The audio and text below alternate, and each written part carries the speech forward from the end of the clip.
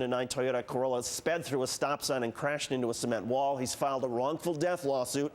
Also with us is Ken Miggeldorf, Michael Harris's attorney.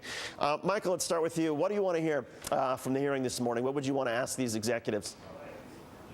Well, just the main thing I would want to know is what did they know, and how could they have prevented all this from happening for millions of people? Tell us a little bit more about what you know about your wife's experience in that on that awful day. There's very little that we know, but the little that we do know is the reason why we filed a lawsuit. We do know that the car was, that she was on her way home, and I'm sure she didn't have any problems that day with the vehicle, and if so, she wouldn't have driven it. And this is something that just happened out of the blue. It's nothing that was predicted. And the car just kept accelerating, and she couldn't essentially control it. Is that what people have been able to piece together? That's what's been pieced together. The car accelerated, and she slammed into the wall of the Hardy toll road. Had she talked about any previous problems with Toyota? Had either of you ever had any concerns about the safety of that car? We had no concerns about it. I mean, in the past, anything that we thought was a problem was just a normal getting a new car, getting the feel of the new car. It was nothing that created an alarm. It was nothing that made us think there could be a problem with it. That's not a risk we would be willing to take. Michael, what's gone through your mind as you've heard all of the reports over these last several months about a lot of other families, unfortunately, have had to go through the same awful tragedy that you've gone through? What's gone through your mind? It's hard to explain. It's an unsurreal sadness for not only my family, but for the many families that have lost their family members' lives, and to read the reports, to hear the audio tapes of the different families who called in before the accidents happened. It's extremely sad that a company would not even own up to the responsibility, or not even try to fix this problem. And they're doing everything now, but it's like too little, too late.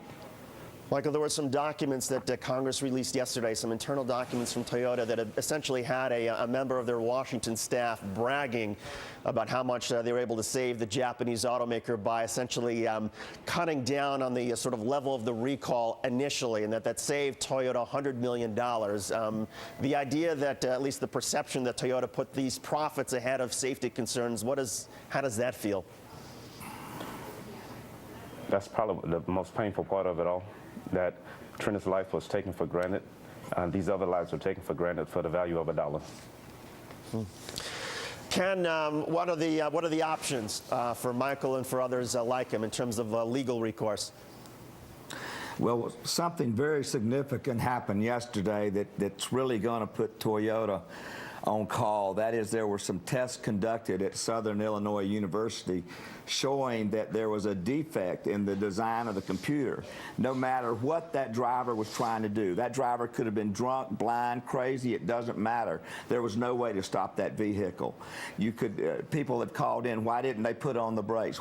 It didn't matter. They did these tests. People even who tried to apply the brakes, tried to conduct steering tests. There was no way to stop that vehicle.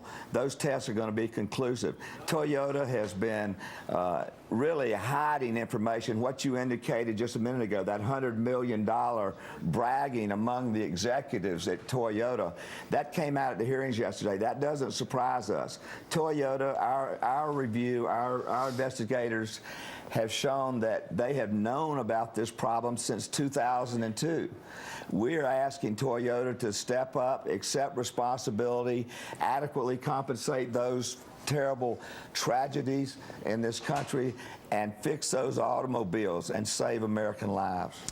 Ken Miggeldorf and Michael Harris, thank you both very much. And Michael, our sympathies and prayers go to you and your family, and thanks for joining us this morning. Thank you. Thank you. Congressman Darrell Issa, the ranking Republican on the House Committee on